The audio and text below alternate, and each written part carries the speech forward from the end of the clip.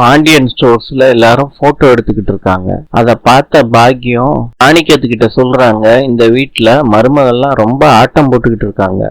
மாமியாக்காரியும் support போல, மயிலு போட்டோம் எல்லாத்தையும் சரி பண்ண சொல்லுவோம். இவரு சொல்றாரு, இவ்வளவு கல்யாண வேலையிலயும் மயங்களுக்கு ஜோடியான போட்டோ வேணும்னு எடுத்த பாத்தியாக்கா, அங்க நிக்கிற. பூமதி சொல்றாங்க, அத உன் மாமா கிட்ட சொல்லு, அவர் தான் எடுக்க சொன்னாரு. புருஷன் நல்ல அப்பா, அவரை மாதிரி ஒரு அப்பா இந்த ஊர்லயே கிடையாது. ராஜி சரவணனுக்கு ஜூஸ் குடுக்கறாங்க. பூமதி ஒரு பேக கொடுத்து ராஜி கிட்ட வைக்க சொல்றாங்க. ரூம நல்லா பூட்டிருன்னு சொல்றாங்க. இவரு சொல்றாரு, எவ்வளவு வேலைதான் இழுத்து போட்டு செய்வ, கொஞ்ச நேரம் ரெஸ்ட் எடு ராஜி. பரவாயில்ல இருக்கட்டும். பூமதி சாவி கேக்குறாங்க, கொடுத்துடுறாங்க ராஜி. நாளைக்கு கட்ட வேண்டிய பூலாம் ரெடி பண்ணிட்டாங்களான்னு பாருமா அப்படின்னு சொல்றாங்க ராஜி கிட்ட. பாத்துக்கிறேன்னு கதிரு போறாரு. கதிரே ஜூஸ கொடுத்து ராஜியை குடிக்க சொல்றாங்க. இத மீனா பாக்குறாங்க. சொல்றாங்க செந்தில் கிட்ட, எனக்கு ஒரு ஆசைங்க. என்ன ஆசை சொல்லு. நம்ம கல்யாணம் அவசர அவசரமா நடந்துருச்சு. கோவம் குறைஞ்சு எங்க வீட்டுல ரிசப்ஷன் நல்லா நடத்துவாங்கன்னு கற்பனை பண்ணி வச்சிருந்தேன். அதுவும் நடக்கல. ஞாபகத்துக்காவது அந்த சேர்ல உட்காந்து நம்ம போட்டோ எடுத்துப்போமா மீனா? செந்தில், நமக்கும் ஒரு ரிசப்ஷன் நடந்துருச்சுன்னு நான் நினைச்சுப்பேன்ல. போட்டோ எல்லாம் எடுத்தோமே மீனா, அது சும்மா நின்னுகிட்டு எடுத்தது. சோஃபால உட்காந்து மாப்பிள்ள பொண்ணு மாதிரி நம்ம போட்டோ எடுத்துக்கலாமே. பார்த்தாங்கன்னா என்ன மீனா நினைப்பாங்க? அதான் யாருமே இல்லையே. வாங்க கூப்பிடுறாரு. மாமா ஒரு நிமிஷம் வர்றீங்களா? நீங்க சாப்பிட்டீங்களா மாமா? நான் சாப்பிட்டேன் செந்தில். எங்களுக்கு ஹெல்ப் பண்றீங்களா? என்னம்மா, 2 பேரையும் கொஞ்சம் போட்டோ எடுத்து குடுக்குறீங்களா? அதுக்கு என்னம்மா, குடு. இதுல உட்காந்து போட்டோ எடுக்க போறோம், பாக்குறதுக்கு ஆல்பம் மாதிரி இருக்கணும், தப்பா எடுத்துக்காதீங்க என்ன. சரிம்மா. இடியன்னு வர்றாரு. அப்ப செந்தில் எந்திரிக்கிறாரு. இல்ல இங்கதான் இருக்கீங்களா? ஆமா மாமா. இதுல சாப்பிட போலையா சொல்றாங்க. சாப்பிட போறோம் மாமா. மாப்பிள்ள ஒரு செகண்ட் வாங்கல. செந்திலுக்கும் மாப்பிள்ள அட்வைஸ் பண்ணிட்டு போறாரு. செந்தில் சொல்றாரு, இதெல்லாம் தேவையா? மீனா சொல்றாங்க, நம்ம ஊர்ல எல்லாம் உதவி கேட்டோம்னா ஃப்ரீ அட்வைஸ் கொடுத்துட்டு போவாங்க, அதான் இது.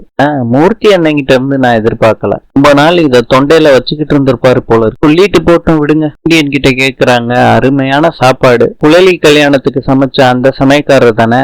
ஆமான்னு பாண்டியன் சொல்றாரு. மந்தி, கல்யாணத்துக்கு பெருசா உங்க சொந்தக்காரங்க யாரும் வந்த மாதிரி தெரியலையே. நிறைய பேர் வந்தாங்க சுமந்தி, நீங்க கவனிக்கல போல இருக்கு. ஒரு 4-5 பேரை தானே அறிமுகப்படுத்தி வச்சீங்க, வேற யாரையும் பாக்கலையே நானு சொல்றாங்க.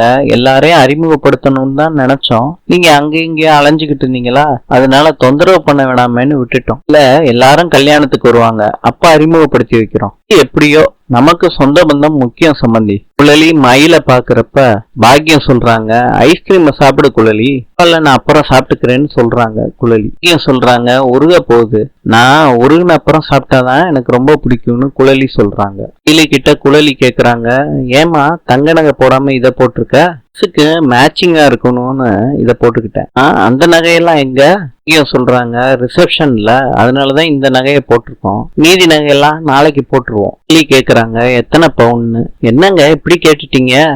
பேசின மாதிரிதான் 80 பவுன். கல்யாண செலவுல பாதி பணம் தரோன்னு சொன்னோம்ல, அதை கொடுக்கவே இல்லையே. பூமதி சொல்றாங்க, அதுக்கு என்ன, அப்புறமா கொடுக்கலாம்ல. சொல்றாரு, எல்லாத்தையும் முறைப்படி செய்யறோம், கொடுத்துடுறோமா சொல்றாங்க. என்னங்க பணம் கொடுக்குறாங்களாம்? ஃபர்ஸ்ட் கல்யாணம் முடியட்டும், அதுக்கப்புறம் பாத்துக்கலாம் சொல்றாங்க. இல்லங்க நாங்க இப்பவே கொடுத்துடுறோம் சொல்றாங்க. குழலி நகைய பத்தி கேக்குறப்ப எனக்கு பதட்டமாயிருச்சு. நல்ல வேலை கூட்டிட்டு வந்துட்ட பாக்கியம். கல்யாண செலவு ரொம்ப அதிகமா இருக்கும் போல. அதிகமா கேட்பாங்களோ? அதெல்லாம் அவங்க பாடு, நம்மளால இவ்வளவுதான் கொடுக்க முடியும். பாக்கியம் கோமதி கிட்ட குடுக்கறாங்க. சொல்றாங்க, நாங்களே கல்யாண செலவு ஃபுல்லா பாத்துருப்போம், நீங்க தான் வேண்டான்னு சொல்லிட்டீங்க சொல்றாரு. நாங்களும் பொண்ணை பெற்றவங்க தானே, எல்லா செலவும் பொண்ணு வீட்டுக்காரங்கிட்டே கேட்டுக்கிட்டு இருந்தா என்ன நியாயம்?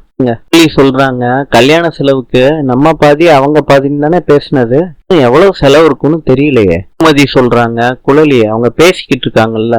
ஓ, கூட வந்தவங்க சொல்றாங்க, நகையே அவங்க சொன்னதை விட அதிகமா போட்டிருக்காங்க, பண விஷயத்த எதுக்கு கணக்கு பார்த்துக்கிட்டு, நான் நகையை அளந்து பாத்துடலாமே சொல்றாங்க. அதுவும் கரெக்ட் தான் சொல்றாரு. எதுக்குங்க தேவையில்லாம பேசிக்கிட்டு இருக்கீங்க? ஒரு சம்பிரதாயம் சம்மந்தி, இல்ல எனக்கு பிடிக்கவே பிடிக்காதுங்கன்னு பாண்டியன் சொல்றாரு. சொல்றாங்க, ஏன்பா வேண்டான்னு சொல்றீங்க?